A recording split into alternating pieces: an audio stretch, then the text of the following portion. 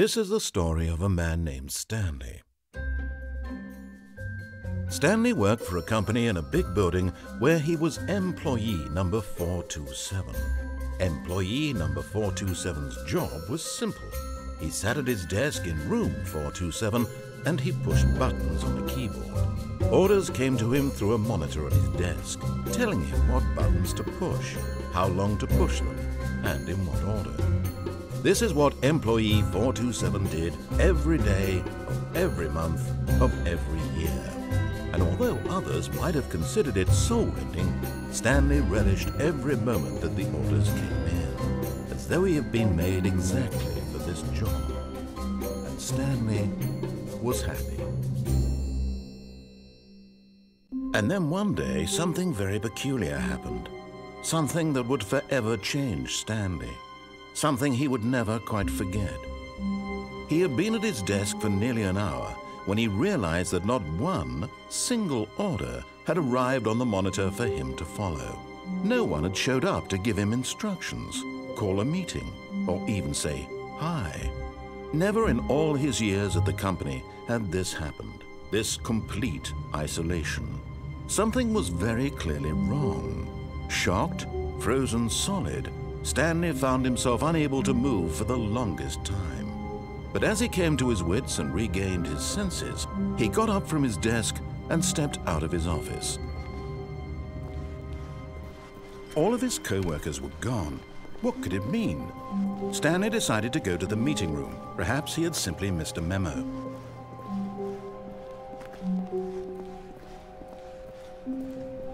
When Stanley came to a set of 2 open doors, he entered the door on his left.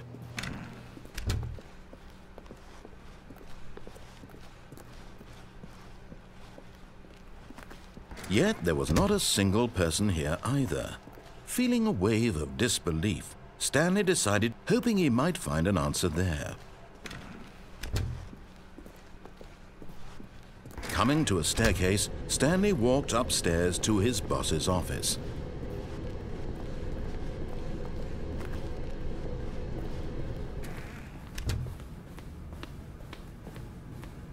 Stepping into his manager's office, Stanley was once again stunned to discover not an indication of any human life. Shocked, unraveled, Stanley wondered in disbelief who orchestrated this, what dark secret was being held from him. What he could not have known was that the keypad behind the boss's desk guarded the terrible truth that his boss had been keeping from him. And so the boss had assigned it an extra secret PIN number, 2845. But of course, yet incredibly, by simply pushing random buttons on the keypad, Stanley happened to input the correct code by sheer luck. Amazing. He stepped into the newly opened passageway.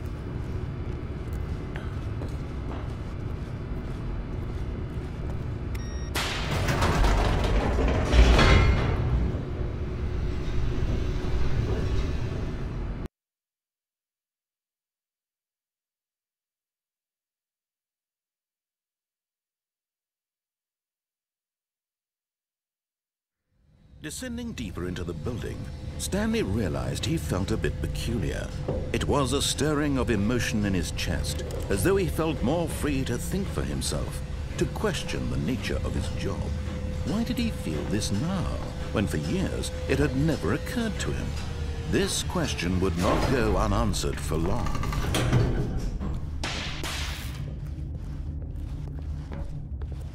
Stanley walked straight ahead through the large door that read Mind Control Facility.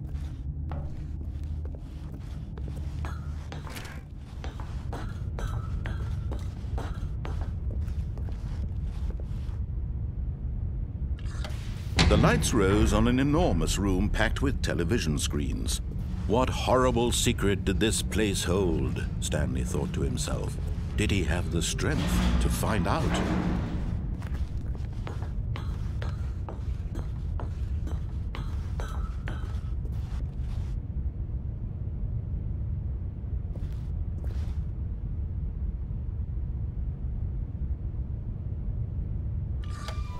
Now the monitors jumped to life, their true nature revealed. Each bore the number of an employee in the building. Stanley's co-workers. The lives of so many individuals reduced to images on a screen, and Stanley, one of them, eternally monitored in this place where freedom meant nothing.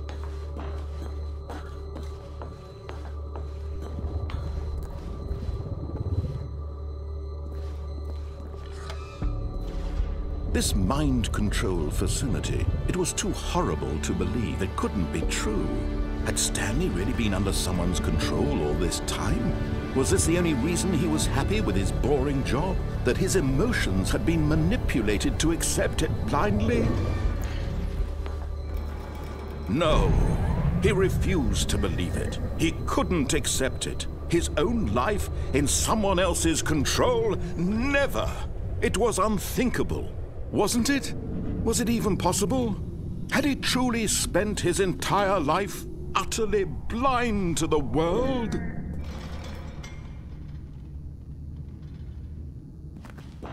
But here was the proof, the heart of the operation.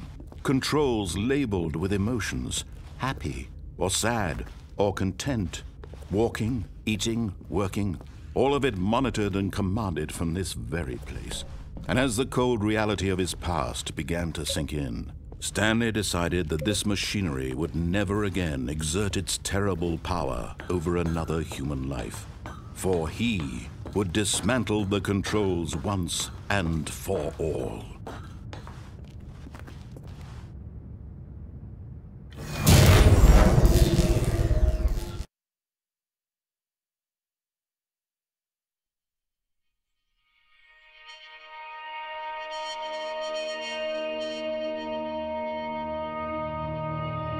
Blackness, and a rising chill of uncertainty. Was it over? Yes! He had won! He had defeated the machine, unshackled himself from someone else's command. Freedom was mere moments away. And yet, even as the immense door slowly opened, Stanley reflected on how many puzzles still lay unsolved. Where had his co-workers gone? How had he been freed from the machine's grasp? What other mysteries did this strange building hold? But as sunlight streamed into the chamber, he realized none of this mattered to him, for it was not knowledge or even power that he had been seeking, but happiness. Perhaps his goal had not been to understand, but to let go. No longer would anyone tell him where to go, what to do, or how to feel. Whatever life he lives, it will be his. And that was all he needed to know. It was perhaps the only thing worth knowing. Stanley stepped through the open door.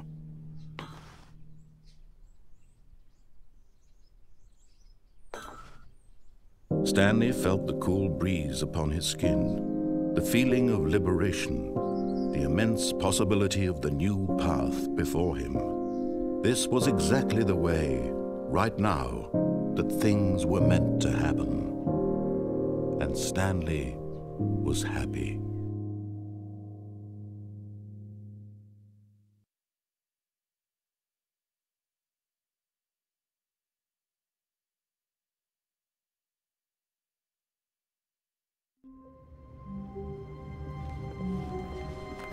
Stanley knew the office layout like the back of his hand.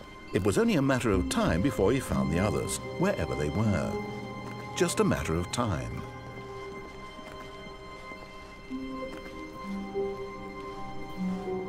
When Stanley came to a set of 2 open doors, he entered. This was not the correct way to the meeting room, and Stanley knew it perfectly well.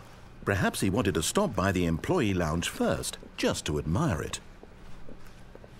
Ah, yes, truly a room worth admiring. It had really been worth the detour after all, just to spend a few moments here in this immaculate, beautifully constructed room. But eager to get back to business, Stanley took the first open door on his left.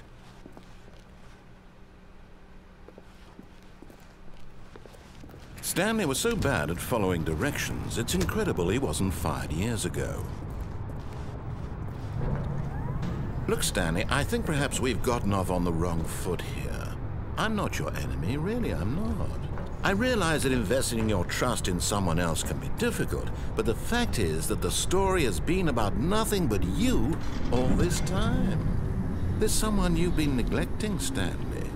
Someone you've forgotten about. Please, stop trying to make every decision by yourself. Now, I'm not asking for me, I'm asking for her. This is it, Stanley. Your chance to redeem yourself. To put your work aside, to let her back into your life. She's been waiting.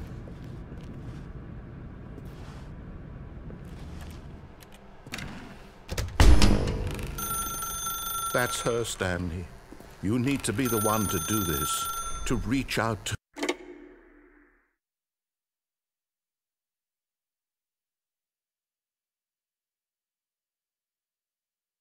Oh, Stanley, is that you? Hold on, sweetie. Sorry to keep you waiting. I'm just pulling the bread out of the oven. All right. Okay, there we go. All right, now, I want you to come in and tell me all about your day. Gotcha! Oh, come on. Did you actually think you had a loving wife who'd want to commit their life to you? I'm trying to make a point here, Stanley. I'm trying to get you to see something. Come inside. Let me show you what's really going on here. Sorry, but you're in my story now.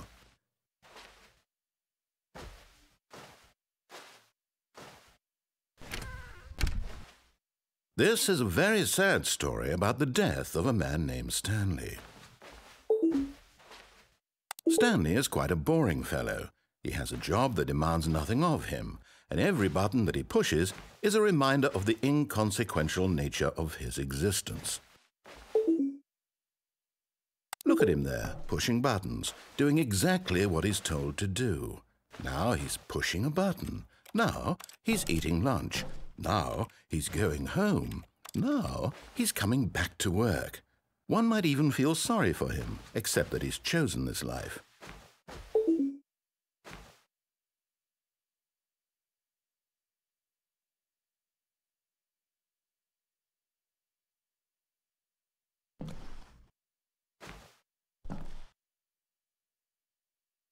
But in his mind, he can go on fantastic adventures.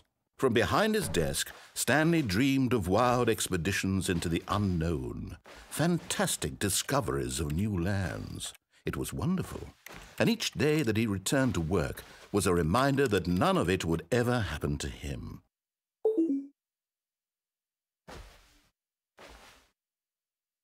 And so he began to fantasize about his own job. First, he imagined that one day while at work, he stepped up from his desk to realize that all of his co-workers, his boss, everyone in the building had suddenly vanished off the face of the earth. The thought excited him terribly. So he went further. He imagined that he came to two open doors and that he could go through either. At last, choice. It barely even mattered what lay behind each door.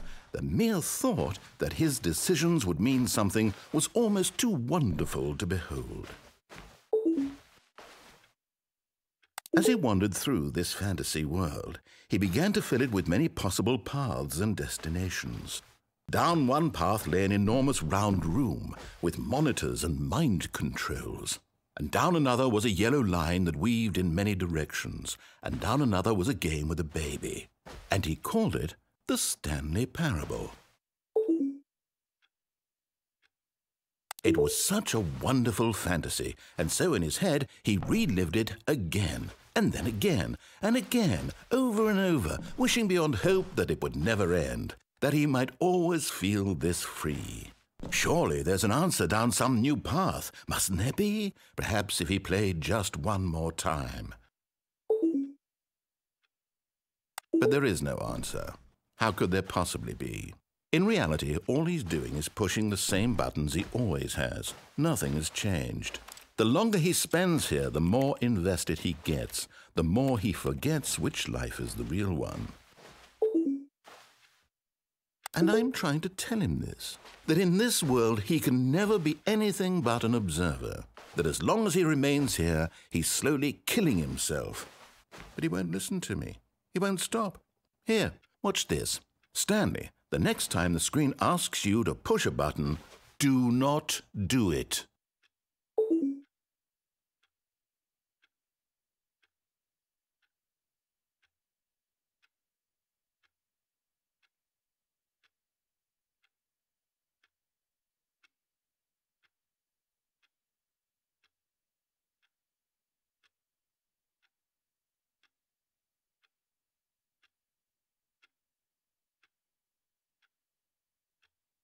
You see? Can he just not hear me? How can I tell him in a way that he'll understand that every second he remains here, he's electing to kill himself? How can I get him to see what I see? How can I make him look at himself? I suppose I can't, not in the way I want him to. But I don't make the rules. I simply play to my intended purpose, the same as Stanley. We're not so different, I suppose. I'll try once more to convey all this to him. I'm compelled to. I must. Perhaps, well, maybe this time he'll see.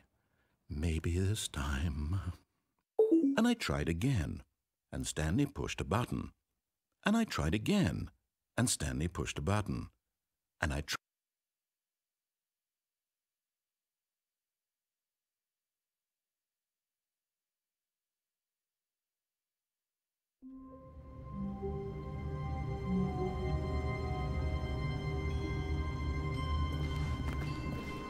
All of his co-workers were gone. What could it mean? Stanley decided to go to the meeting room. Perhaps he had simply missed a memo.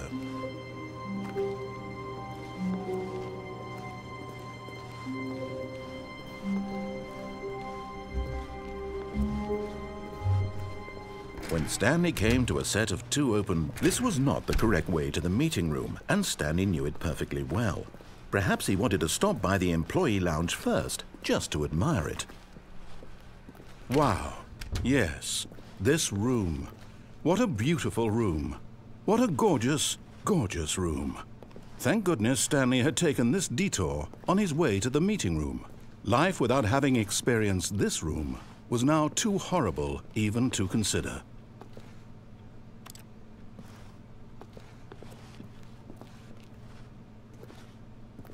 Yes, really, really worth it being here in the room. A room so utterly captivating that even though all your co-workers have mysteriously vanished, here you sit looking at these chairs and some paintings. Really worth it.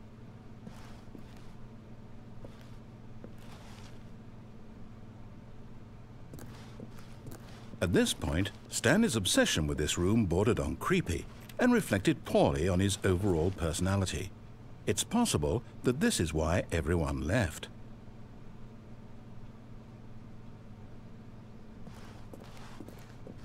But at last, he'd had enough of the amazing room and took the first open door on his left to get back to business. Stanley was so bad at following directions, it's incredible he wasn't fired years ago. Look, Stanley, I think perhaps we've gotten off on the wrong foot here. I'm not your enemy, really, I'm not. I realize that investing your trust in someone else can be difficult, but the fact is that the story is... What? Really?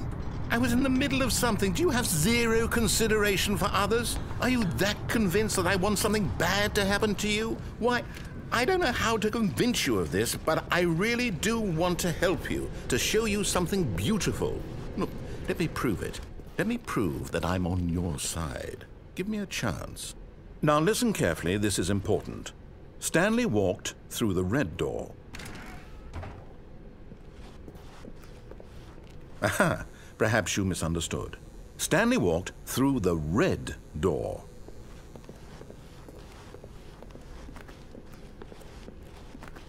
I still don't think we're communicating properly. Stanley walked through the red door.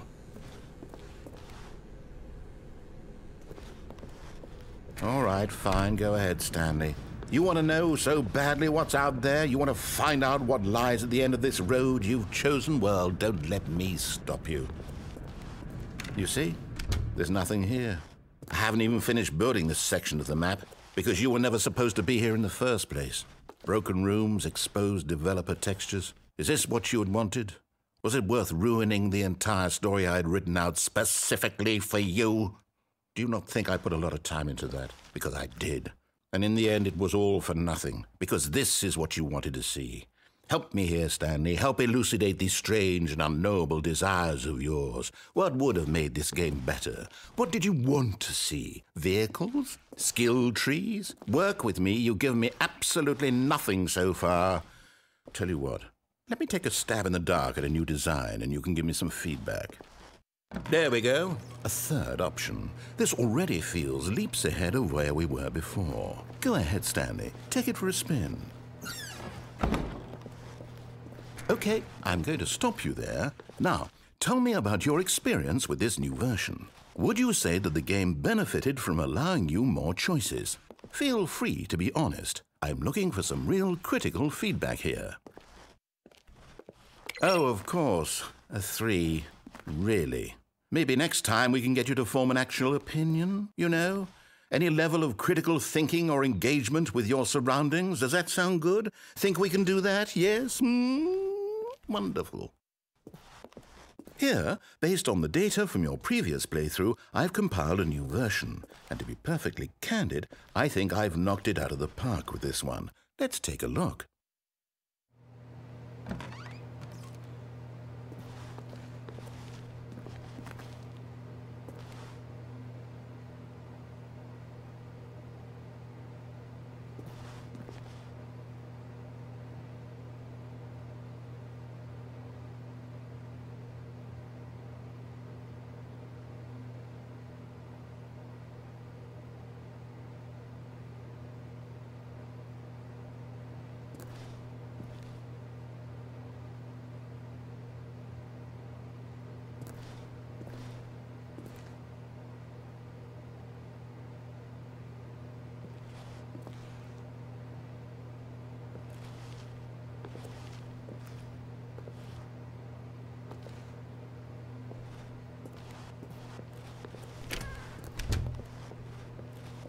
Now, would you say that competitive leaderboard helped you feel motivated to keep walking through doors? Again, honest answers, please.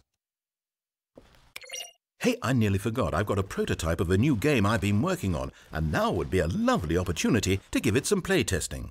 You wouldn't mind taking a look at it, would you? Perfect. Let me boot it up. In this game, the baby crawls left towards danger. You click the button to move him back to the right, and if he reaches the fire, you fail.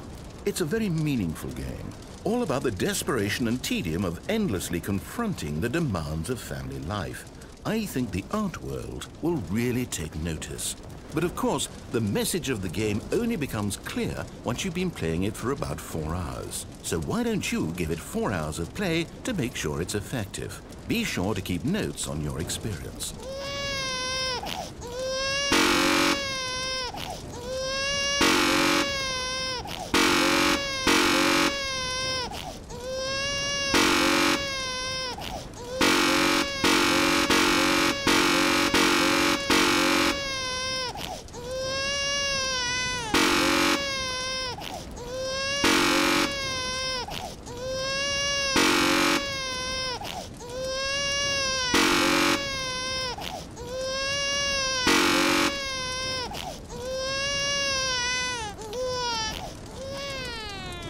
You heartless bastard. Did you do it because you hate babies or purely to spite me? Because if it's the latter, well, I don't know what to do. I'm completely out of ideas. I can't think of a single thing that might improve the experience for me. I'm not even going to try. I'm out, I'm done. It's over. Thank you for playing. Your input was extremely valuable. Oh, hey, since my game was so awful, why don't we play someone else's game, just to ease the pain? Let's see. What do we have here? Yes, this seems like it'll work. Let's give it a shot.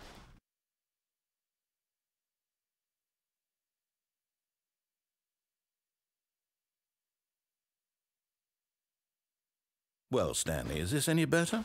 At last, the one thing you've always desired, a game I had absolutely nothing to do with. But is it enough? Tell me that, Stanley. Will it ever be enough? Well, I'll say this. I'm done making things for you. From now on, I will only create to fulfill a greater artistic purpose. Watch this, Stanley. I'm going to build a house.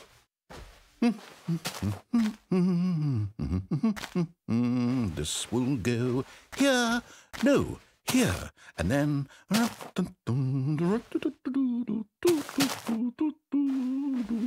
Let's see, what does it need? Yes, of course, and just to finish it all off, yes, it's complete. I made this, Stanley. Look at it. Gaze upon my work of art and feel ashamed at your own inadequacy. Ah, but you've only seen it from the outside. You've only gotten half the experience. Please, step inside and make yourself comfortable. Isn't it grand? Isn't it perfect? It could only be better if...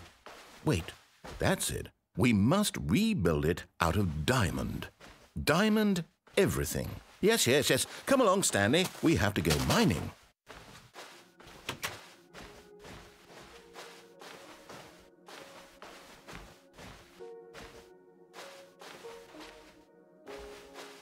Oh, my. It looks like it's going to get a bit dark. Have you brought a light?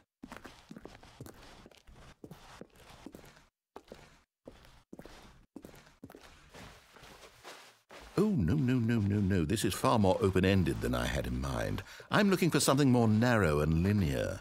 Something that makes you feel utterly irrelevant. This won't do at all. 1 out of 5. Even the diamonds couldn't save this one. Okay, new game.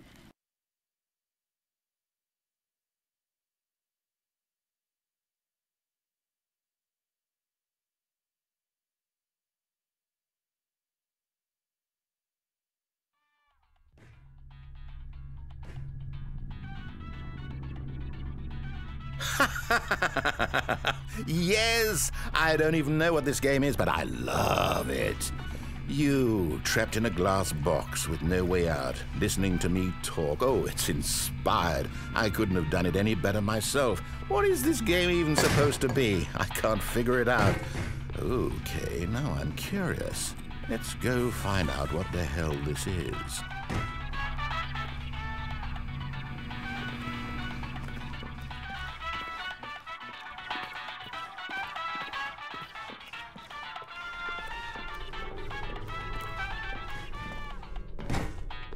Oh, it's a puzzle. Critical thinking, Stanley. Your forte.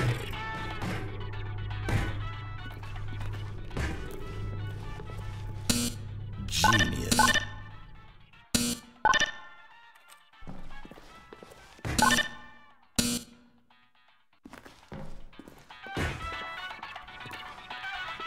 No, actually, you know what? I think that's plenty. I really don't care much to see you stumble through any more of these games, and I highly doubt you're any wiser for the experience, which is why, rather than continue to waste my time, I'm just going to leave you here.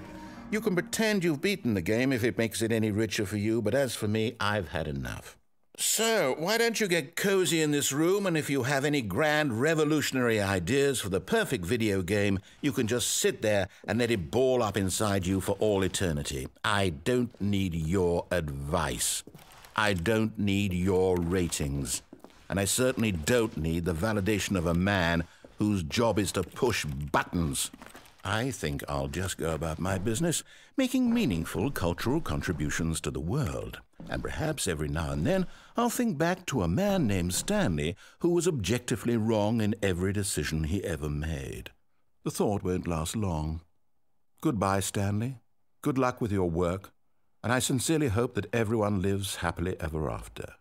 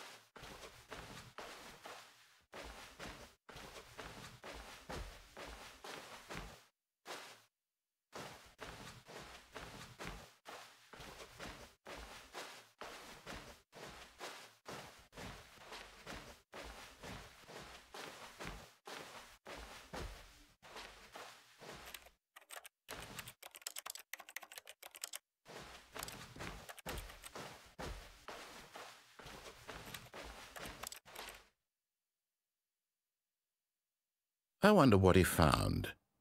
If what he wanted was to be the leading man in his own story, well, perhaps he's gotten it, down in wherever he is right now. I wonder if he's happy with his choice, and if he's learned the heavy cost that comes with it. He'll understand soon what I was trying to tell him. He needs me. Someone who will wrap everything up at the end, to make sense out of the chaos and the fear and the confusion. That's who I am. That is what I mean to this world. Oh, yes. Yes, I'll be back. There's no other way. Once this ends, after it all comes to a close, then I'll be back. The end will be here soon. Very soon. I can wait.